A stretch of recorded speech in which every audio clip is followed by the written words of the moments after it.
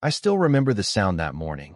Not the crash, not the shouting, but the quiet, rhythmic hum of the wrench against old, rusty bolts, the creak of wood giving way, and my grandpa's voice, deep, steady, and low, saying, "Easy now, Leo.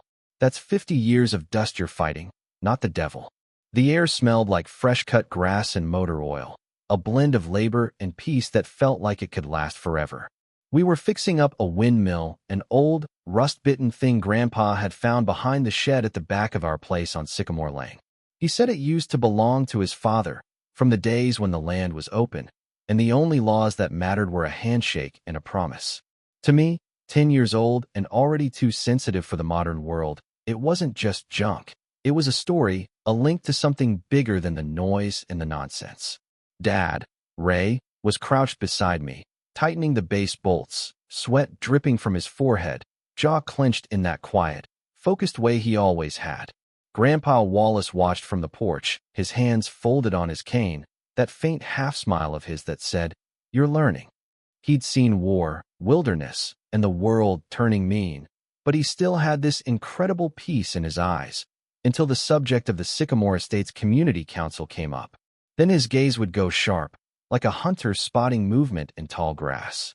Grandpa had fought in Vietnam, then spent decades tracking and training rangers in the Alaskan interior. To the rest of the neighborhood, he was the quiet old man at the end of the road. To me, he was gravity itself, the one thing that held everything in place. But even gravity can shift. It all started a year before that morning, when Mom, Clara, got one of those aggressive notices from the council's Aesthetic Compliance Division. They claimed her garden flags, the bright, cheerful ones she loved, violated community uniformity standards. Mom laughed, tossed it aside. But 2 weeks later, 3 men in black shirts, no proper badges, just cheap authority and cold eyes, came to the door. They didn't knock, they just shouted about fines and mandatory removal. Grandpa told them to leave, his voice calm, but his eyes dangerous. They did, but not before one of them leaned close to Mom and sneered, "We'll make sure this neighborhood stays clean."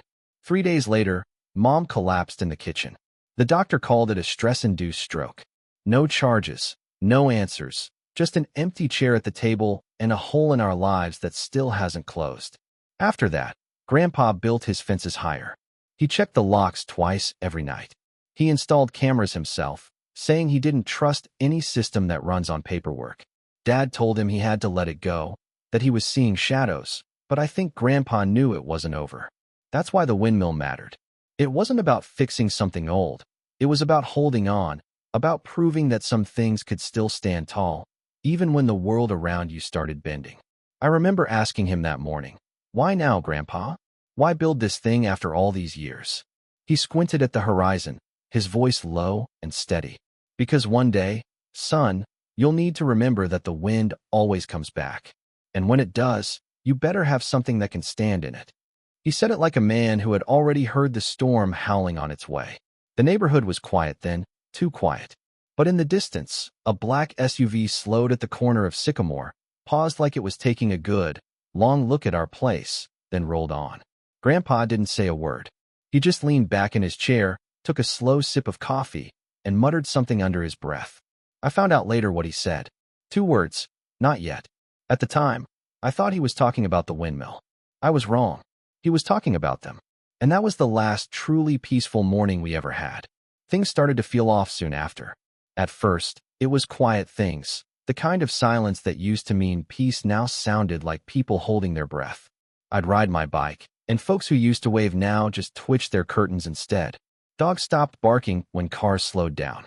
Grandpa said, "When people stop waving, Leo, it's never the weather's fault." A new group started driving through the neighborhood. Black SUVs, always spotless, no visible logos or license plates. They'd idle at the end of the block, then roll on like they owned the road. Then the flyers showed up, taped to every door. Community Enforcement Notice, Safety Compliance Initiative.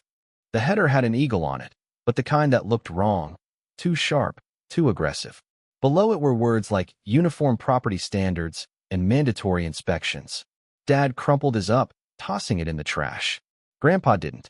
He laid it flat on the kitchen table and studied it like a map before a battle. "They changed the font," he murmured. Official documents don't change fonts. I didn't understand, but the tone in his voice made me pay attention. After that, Grandpa lived with his old black leather notebook. Every night, he'd jot down car times, faces, license numbers. He had a mind like a camera. One evening, I noticed he'd drawn a grid of our street with red X's over a few homes. "What are those?" I asked. "Empty houses," he said, the edge in his voice returning. "They didn't move out. They got moved out. Men like that don't just disappear," he told Dad one night. "They regroup, they rename, then they come back looking cleaner." Dad tried to calm him down, seeing ghosts. "No," Grandpa said, his steel blue eyes cutting through the noise. "I'm seeing patterns." The pattern became clear when I checked my drone footage. Just messing around, I caught two men in black jackets standing beside a truck with Sentinel Core printed on the side in silver letters. They were holding tablets, scanning houses. One of them looked straight up, right at my drone, and smiled. Grandpa watched the video twice. "That smile," he said quietly. "That's not a man doing a job. That's a man testing a boundary." He called an old friend, Sergeant Miller. "Tom," I heard him say. "They're here too now. Sentinel Core. Same tactics. Waiting is what got Clara killed." When he hung up, he rubbed his thumb over his wedding ring. "They think we're just another soft neighborhood," he whispered. "They forgot some fences have roots." Patience in our house was never a sign of peace. It was a sign of preparation. It was our neighbor, Mrs. Petrova, who came first. Widowed, white hair tied in a neat bun, the kind of woman who'd seen more truth in small towns than most men saw in war. That afternoon, the air was heavy, like rain that couldn't make up its mind. I was out front when I saw her crossing the street, clutching a folder to her chest like a stolen artifact. "Leo," she whispered, looking around. "Is your grandpa home?" Grandpa stepped out. "Mrs. Petrova," he said. "They came to my door again. They said I hadn't mowed to regulation height," she continued, her voice trembling. "And when I told them to leave, one of them took a picture of my house and smiled like he owned it." Grandpa motioned her inside. She spread out letters, photos, strange inspection forms with no signature. At the bottom of each was a stamp, Community Action Unit, Sentinel Core. "These are copies?" Grandpa asked. "Yes, I've been keeping them since spring." "Good," he said, nodding. "Keep them safe. You might have just done something brave." "Brave? Wallace? I'm terrified."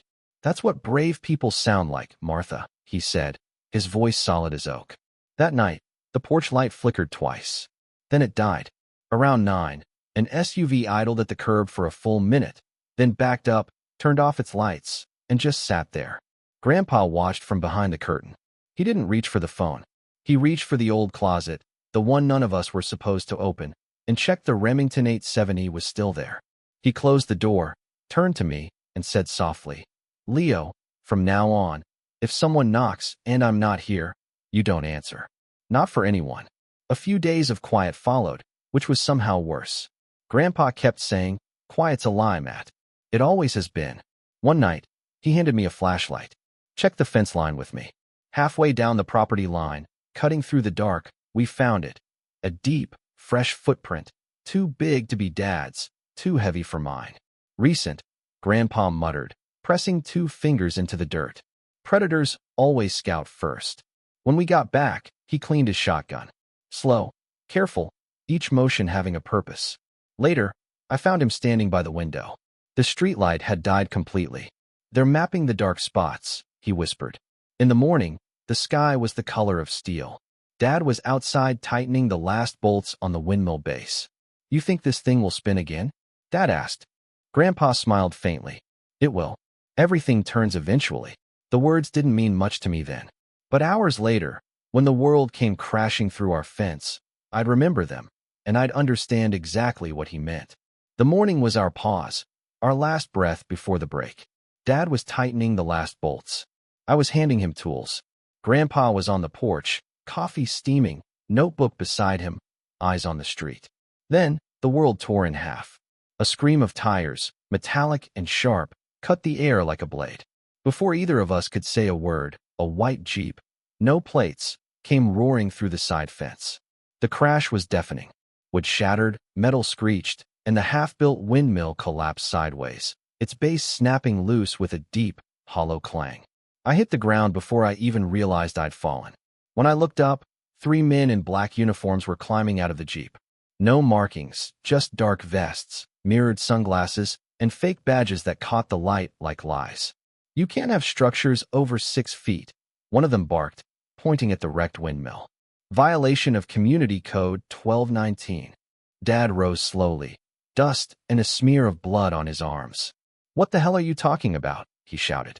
The tallest man, broad shoulders and clean cut, smiled like he'd rehearsed it. "Step aside, sir. This property is under inspection." Then he swung a black baton at our old wooden mailbox and shattered it in one theatrical strike. The second man grabbed Dad's arm, twisting it behind his back. Dad gasped, dropping to one knee.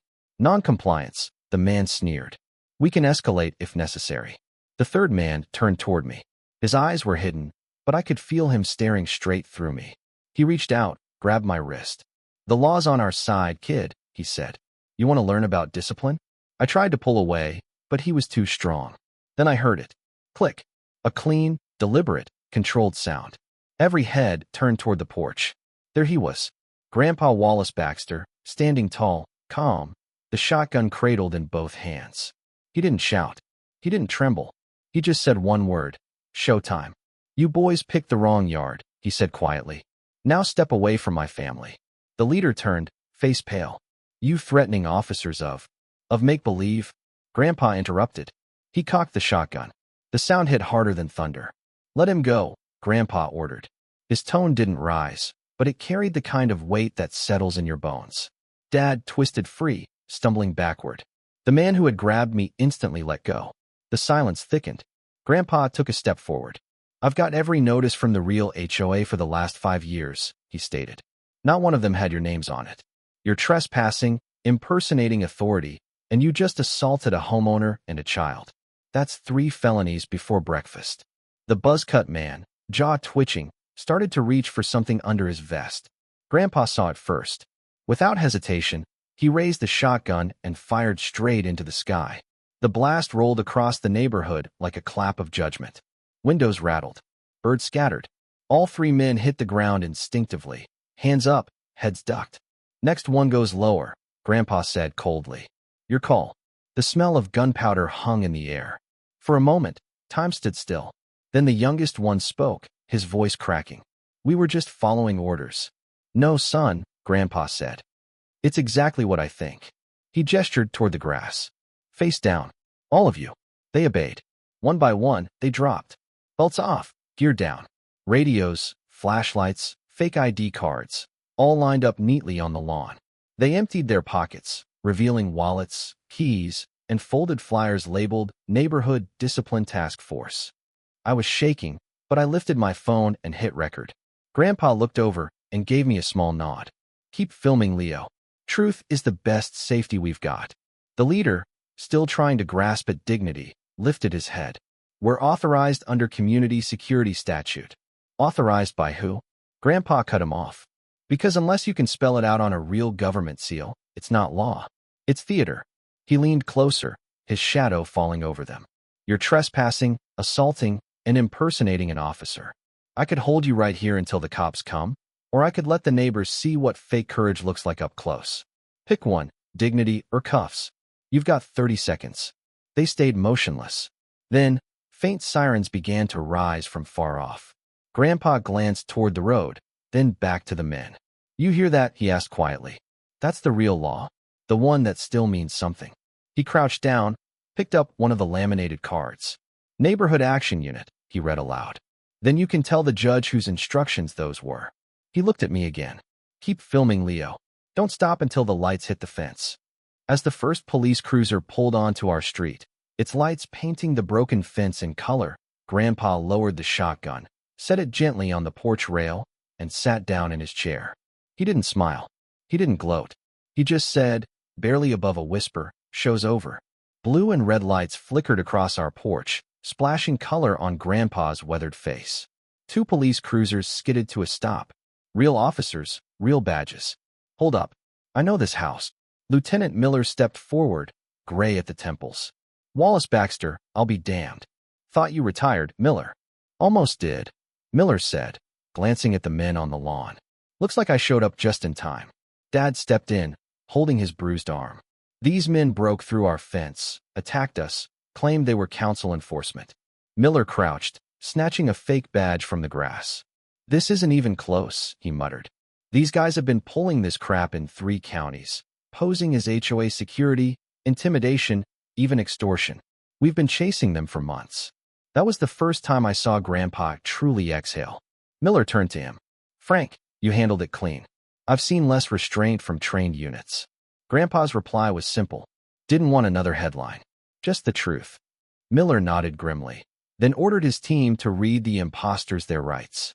As they did, Grandpa sat watching the scene unfold. The fence was gone, but the yard felt stronger than before. 2 mornings later, Miller came back, not in uniform. He slid photos across the kitchen table. The imposters' names were fake. Their leader was Dale Harvison, former private security, booted for impersonating police, and now running this scam across 4 counties, using fake citations to bully homeowners, especially veterans and widows, anyone who might stand their ground. The bureau's involved now, Miller warned. Federal impersonation, wire fraud, RICO statutes. You just became their best witness, Frank. Grandpa didn't flinch. I'll tell them what I saw.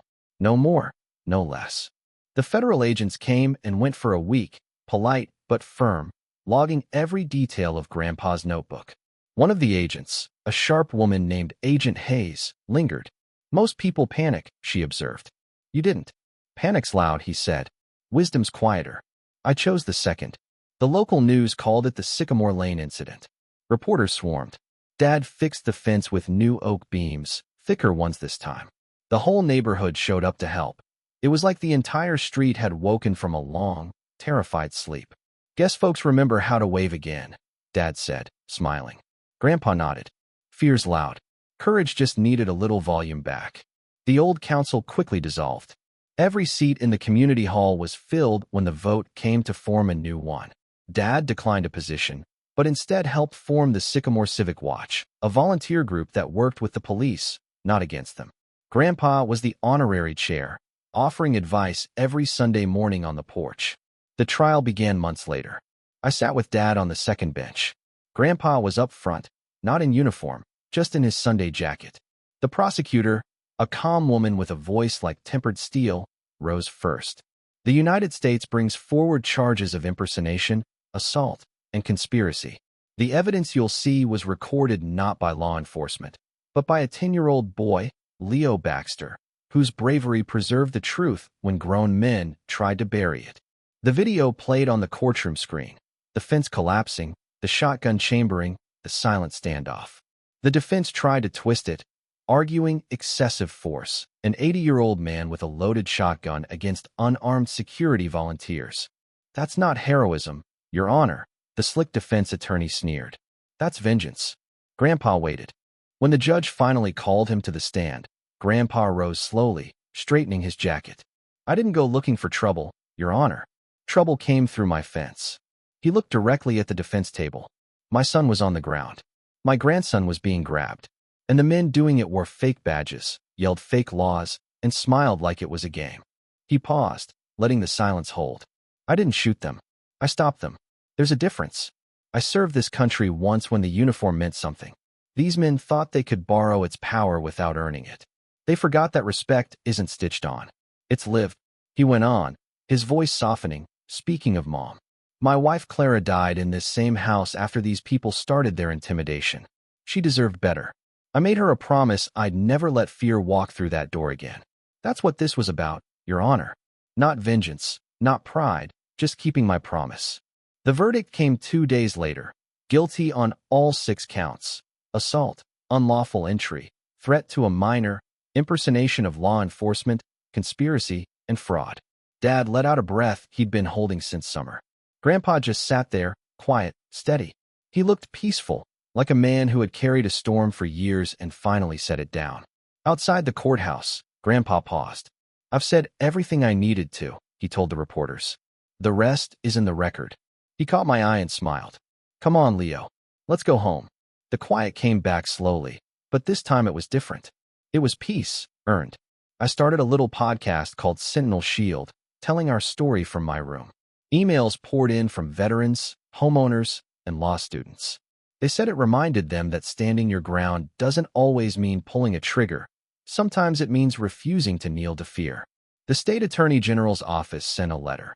Because of your family's courage and cooperation, statewide legislation has been introduced to increase penalties for impersonating law enforcement and ensure oversight of private security. The biggest honor came months later. The county named the new civic park after him, Wallace J. Baxter Memorial Field. The windmill, repaired and cleaned, was installed at the park's edge, spinning slow and steady in the breeze. And a new law was passed. The Baxter Act, protecting citizens from impersonation and abuse of authority across the state. It wasn't about fame or politics. It was proof that one man's steadiness could ripple out far enough to reach everyone who needed it. The night before he passed, Grandpa called me to the porch. He looked at the windmill spinning against the moonlight. "Leo," he said softly, "the world doesn't always need louder men. It needs steadier ones." Those were his last words to me. I still come out here every morning, same ritual, same view. The windmill is gone now, at the park, but the spot where it stood is still sacred. The wind carries that same sound. The blades turning, steady, faithful. Grandpa taught me that silence isn't weakness. It's space for others to find their own strength. So, let me ask you, have you ever had to stand your ground against a power that thinks it's above the law? Did you have to fight the system, or did you walk away for peace? Where do you draw the line between following rules and defending your rights? Tell me your story in the comments below. Because the world may not always need louder men, but it always needs people brave enough to keep the truth on record.